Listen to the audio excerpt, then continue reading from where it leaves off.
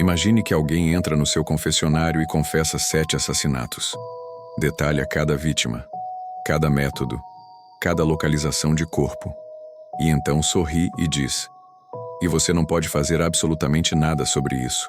A lei te proíbe de contar a qualquer pessoa, mesmo que eu continue matando." Este é o pesadelo que Padre Antônio Silva viveu quando um estranho entrou em seu confessionário em uma terça-feira à noite e transformou o sacramento sagrado em prisão perpétua. Esta é a história real de um padre que teve que escolher entre Deus e humanidade. Padre Antônio tinha 52 anos e servia a Igreja Católica há 28 anos, quando ouviu confissão que testaria cada princípio de fé que havia construído. Era terça-feira, 9 de outubro, 19h30. Padre Antônio estava no confessionário da Igreja Nossa Senhora da Conceição em Porto Alegre, ouvindo últimas confissões do dia. O confessionário era espaço pequeno dividido por tela de madeira entalhada. Permitia ouvir sem ver claramente. Era espaço sagrado protegido pelo sigilo sacramental, princípio absoluto do direito canônico que proibia padre de revelar qualquer coisa ouvida em confissão. Violação resultava em excomunhão automática, sem exceções. Padre Antônio acreditava profundamente nesse princípio. Tinha guardado segredos por décadas sem vacilar. Adultérios, furtos, violências domésticas, tudo ficava no confessionário. Sempre. Mas a confissão que estava prestes a ouvir seria diferente de todas. Ouviu porta do lado do penitente abrir. Alguém entrou e se ajoelhou. Através da tela via silhueta, mas não rosto. Homem pelo tamanho. Houve silêncio. Depois voz falou. Masculina. Calma. Educada. Sem sotaque regional forte. "Perdoe-me, padre, porque pequei." Padre Antônio respondeu automaticamente. "O Senhor esteja em seu coração." "Quando foi sua última confissão?" Pausa. "Nunca confessei antes, padre. Esta é minha primeira vez." "Está bem. Deus está sempre pronto para ouvir e perdoar. Pode me contar seus pecados." Outra pausa longa. Depois a voz continuou, ainda calma, quase casual. "Eu matei 7 pessoas, padre." Padre Antônio ficou completamente imóvel. Em 28 anos nunca tinha ouvido confissão de assassinato. "Você matou 7 pessoas." Repetiu lentamente, tentando manter voz pastoral. "Sim, padre. 7. Ao longo dos últimos 3 anos. A voz ainda era calma, sem emoção. Apenas afirmação de fato. Padre Antônio respirou fundo. "Por que você fez isso?" "Porque precisavam morrer. Cada uma era má. Fazia coisas ruins. O mundo é melhor sem elas." Não era crime de paixão. Era assassinato serial calculado. "Quem eram essas pessoas?" "Posso contar, padre, porque sei que você não pode denunciar. É exatamente por isso que estou aqui. Sigilo sacramental. É absoluto." E então, o homem listou. João Mendes, traficante que vendia drogas para crianças. Carlos Pinto, estuprador que escapou de condenação. Marina Santos, que afogou o próprio filho bebê. 7 nomes. 7 crimes que vítimas supostamente tinham cometido. 7 métodos de assassinato. Padre Antônio reconheceu alguns nomes de notícias. Pessoas que tinham sido encontradas mortas ao longo dos anos. Casos não resolvidos. E agora, assassino estava confessando tudo, sabendo que Padre Antônio não podia fazer nada. "Por que está me contando isso?" Padre Antônio finalmente perguntou. "Está buscando perdão?" A voz riu baixo. "Arrependido? Não. Fiz o que tinha que ser feito. Limpei ruas, sou herói, não pecador." "Então por que veio?" "Porque queria contar a alguém. Queria reconhecimento." "E você, padre, é perfeito. Tem que ouvir. Tem que guardar segredo. E tem que viver com conhecimento pelo resto da vida. É quase como ter testemunha sem risco." Padre Antônio sentiu náusea. Homem estava usando o sacramento sagrado para se gabar. Assassinato é pecado mortal. Tirar vida humana é usurpar papel de Deus. Mas Deus não está fazendo nada, está? Então alguém tinha que agir. Para receber absolvição, Você precisa estar arrependido, disposto a fazer reparação, que neste caso seria se entregar. Não vou fazer isso, então não recebo absolvição. E está tudo bem. Não vim buscar perdão. Vim porque posso, porque é seguro. E então a voz disse algo que fez sangue de Padre Antônio gelar. Mas, padre, há mais uma coisa. Não parei em 7. Estou planejando o 8º e 9, e você vai ficar sabendo de cada um. Porque vou voltar. Vou confessar cada assassinato.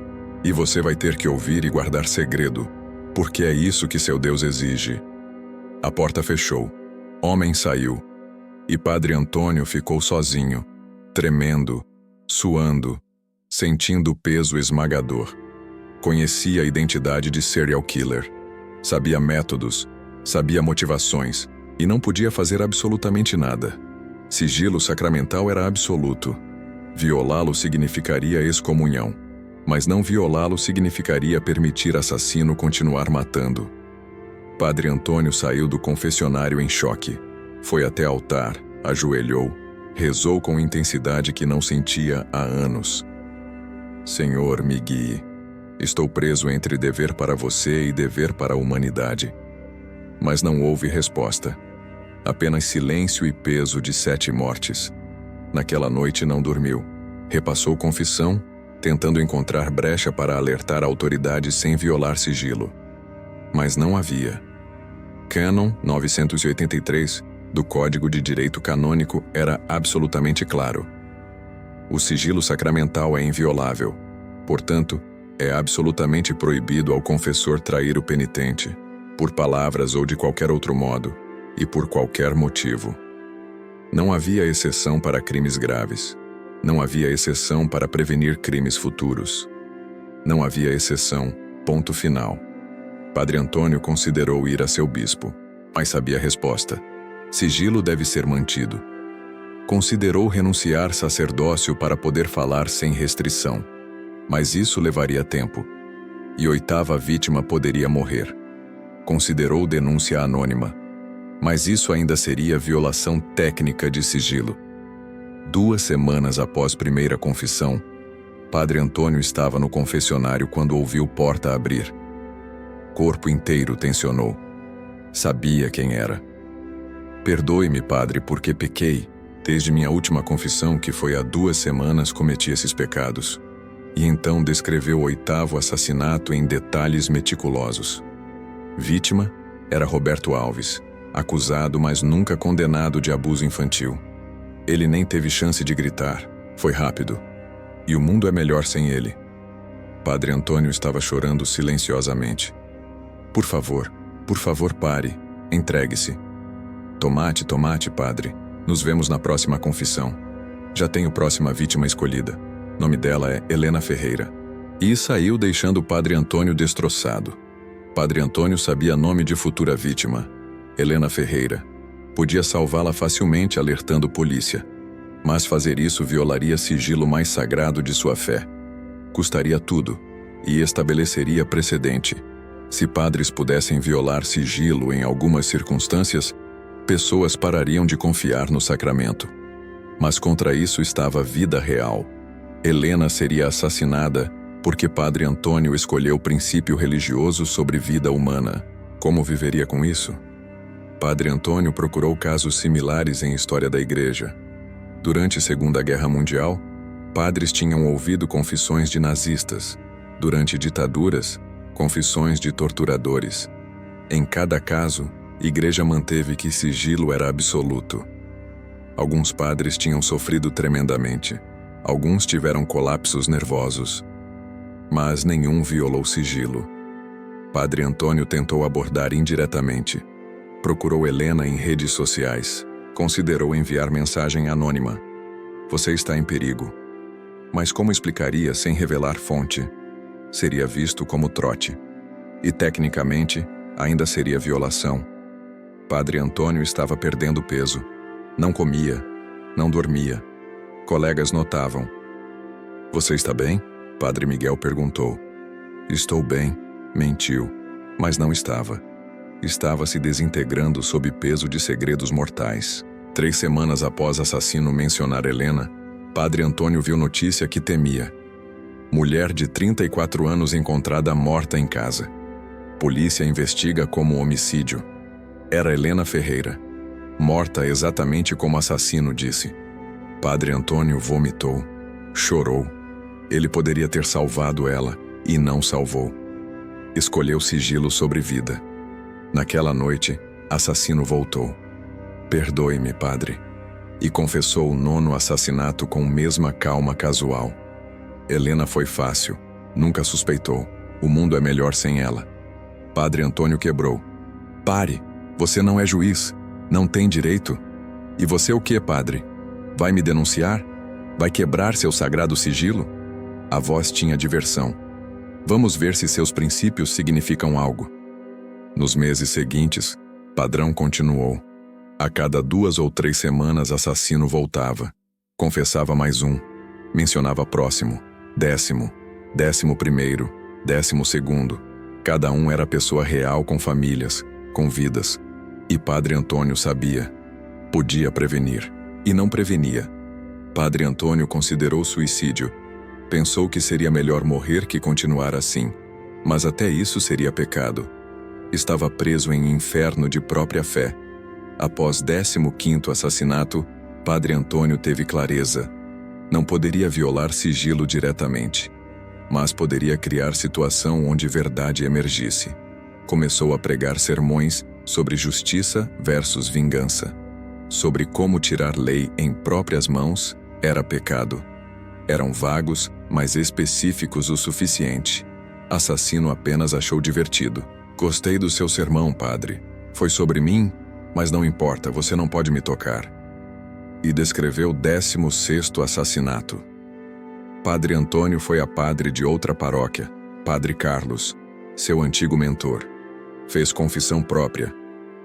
Carrego conhecimento de múltiplos assassinatos, mas estou impedido por sigilo. Estou sofrendo tremendamente. Padre Carlos ouviu com compaixão. Sei que a carga é impossível, mas sigilo existe por razão. Deve mantê-lo. Mesmo quando dói, mesmo quando custa vidas. Padre Antônio marcou reunião com o bispo. Se padre sabe através de confissão que crimes graves estão sendo cometidos, não há forma de agir?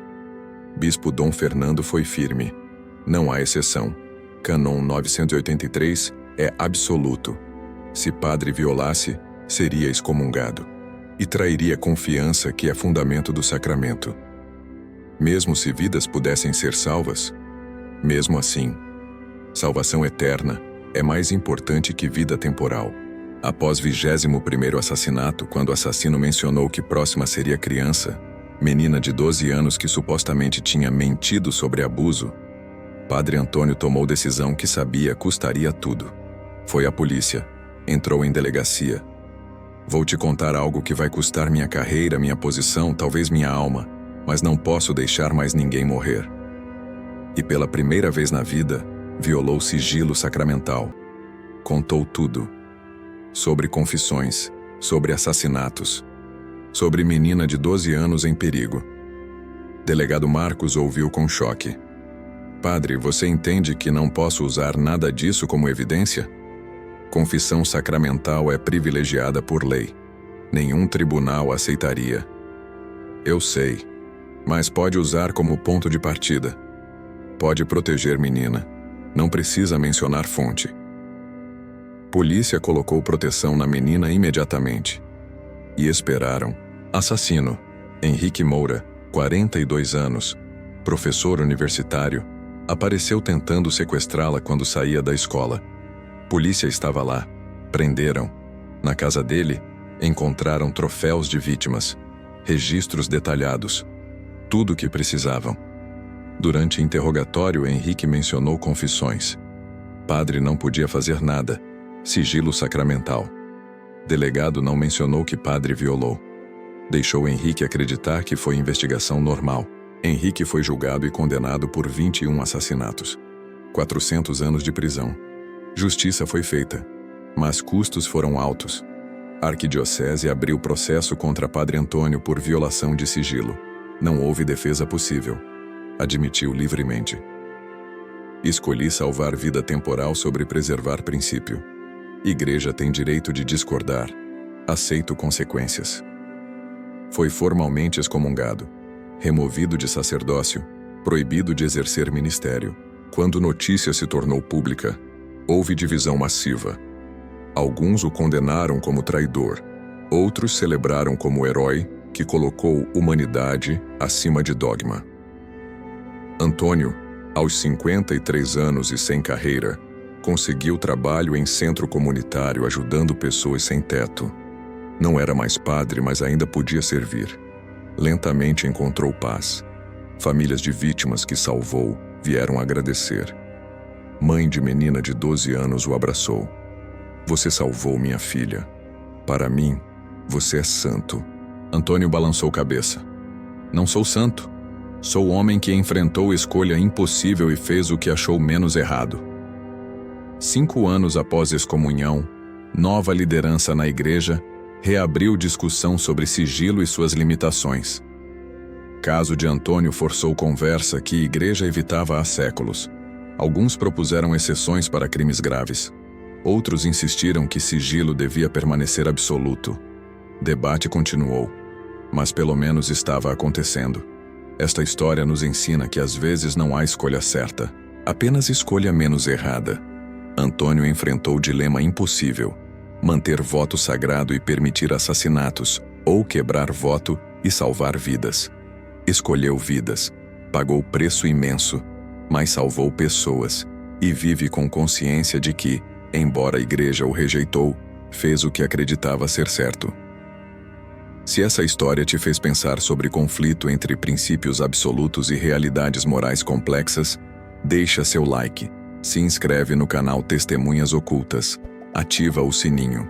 Agora me conta, o que você teria feito no lugar do Padre Antônio? Teria mantido o sigilo ou violado para salvar vidas? Deixa nos comentários. Diz de que cidade está assistindo. Um grande abraço e até a próxima história emocionante aqui no Testemunhas Ocultas.